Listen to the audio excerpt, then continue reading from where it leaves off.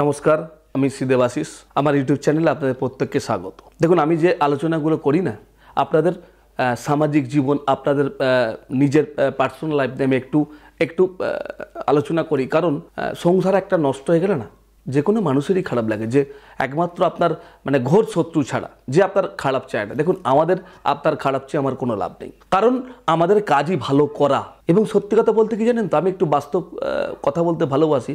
তার বিনিময়ে আমি তো কিছু পাই।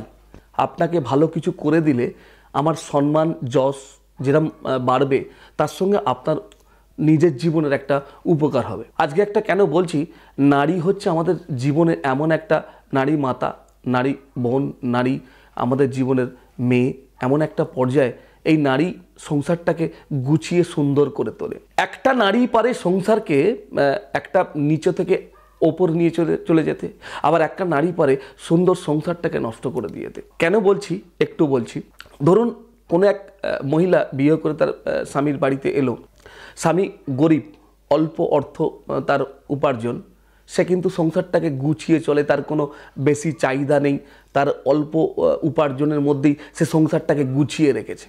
আবার কিছু নারী আছে, তার এত চাহিদা, তার স্বামীর ওপর অত্যাচার করতে করতে সেই স্বামীটা কোনো কারণে হয়তো সুসাইড করলো, বা দেখবেন সে গুমড়ে গুমড়ে মরছে। এরকম তো দেখেছেন আপনারা। তা আজকে আমি আলোচনা করছি সেই বদমাইশ মহিলার। আমাকে ক্ষমা করবেন কথাটা বলছি বলে, বাট কিছু তো রয়েছে। দেখবেন তার স্বামীর অর্থ কম উপার্জনের জন্য কোনো একজন বাজে সঙ্গ পড়ে গেল। দেখবেন কেউ অর্থ তার বেশি, তার সঙ্গে সে কিন্তু তার জীবনটাকে এগিয়ে নিয়ে যাচ্ছে। তার সুন্দর সংসার, তার সুন্দর জীবন সে কিন্তু নষ্ট করে ফেললো। তার নিজের সুখের জন্য তার সংসারটাকে সে নষ্ট করে ফেলছে।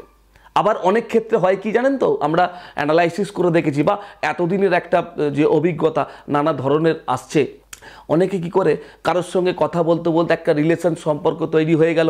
সেই সম্পর্কর ভিত্তিতে কারোর কাছে গিয়ে কোনো কিছু দ্বারা কিছু করে সেই মহিলাকে তার প্রতি আসক্ত করে তাকে তার সঙ্গে নিয়ে চলে গেল। এরকম তো আমরা হামেশাই দেখছি। কিন্তু একটা ভাবুন তো, সেই মহিলা যখন কারোর সঙ্গে চলে গেল, কেউ কোনো কিছু দ্বারা কিছু করে নিয়ে গেল, বা সেই মহিলা অর্থের লোভের জন্য কারোর সঙ্গে চলে গেল, তার সংসারটা কি হবে? তার ধরুন কোনো দেখা যাচ্ছে তার একটা ছোট্ট মেয়ে, আমি তো রিসেন্ট দেখেছি যে আমার কাছে অনেক আছে, যে 3 মাস 4 মাস 5 মাসের সন্তানকে রেখে পর্যন্ত সেই মহিলা চলে গেছে।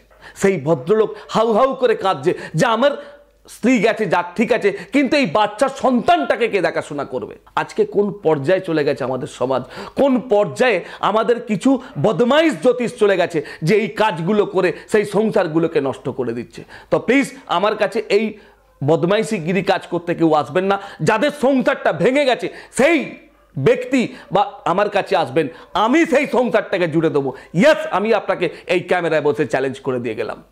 আমি আপনাকে কথা দিচ্ছি, সেই ভদ্রমহিলাকে এনে দেওয়ার দায়িত্ব এই শ্রী দেবাশিস। ইয়েস, আমি বড় বড় কথা বলি একটাই কারণ, আমি সেটা পারি, আমি সেটা শিখেছি, আমি এই গুরুবিদ্যাটা জানি।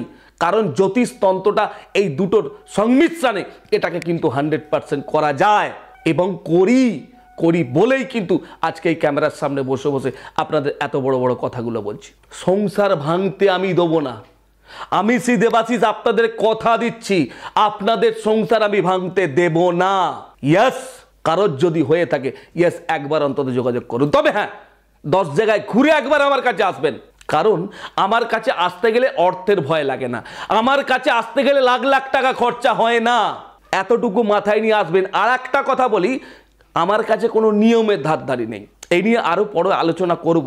কারণ দেখুন, আজকে যেটা নিয়ে আলোচনা করছি সেটা একটু কন্টিনিউ করি, কারণ ইউটিউব প্রোগ্রাম তো খুব ছোট। সুতরাং আপনার জীবনে আপনার স্ত্রীকে যদি ফিরিয়ে আনতে চান, যদি আপনার স্ত্রী কোথাও চলে গেছে, কারোর সঙ্গে চলে গেছে, একবার আমার সঙ্গে যোগাযোগ করবেন। আমি আপনাকে কথা দিচ্ছি, আপনার স্ত্রীকে ফিরিয়ে আনার দায়িত্ব আমার। আপনার স্ত্রীকে সেই জায়গা থেকে নিজে ফিরে আসবে, নিজে আপনার সংসারে ফিরে আসবে, আমি সেই কথা দিচ্ছি আপনাকে। সুতরাং কথা যখন দিচ্ছি, কথা আমি রাখবো। আজকের মতো আমার এই প্রোগ্রাম এখানে আমি শেষ করছি। তবে হ্যাঁ, প্রত্যেকে ভালো থাকবেন, সুখে থাকবেন, শান্তিতে থাকবেন। আর আমার ইউটিউব চ্যানেলটাকে অবশ্যই লাইক করুন, শেয়ার করুন, আর সাবস্ক্রাইব করতে ভুলবেন না, যাতে আরও সবাই দেখতে পায়, সবার উপকার হোক। আর তার সঙ্গে বেল আইকনটা প্রেস করতে ভুলবেন না। প্রত্যেকে ভালো থাকুন। জয় মা তারা, জয় মা তারা, জয় মা তারা।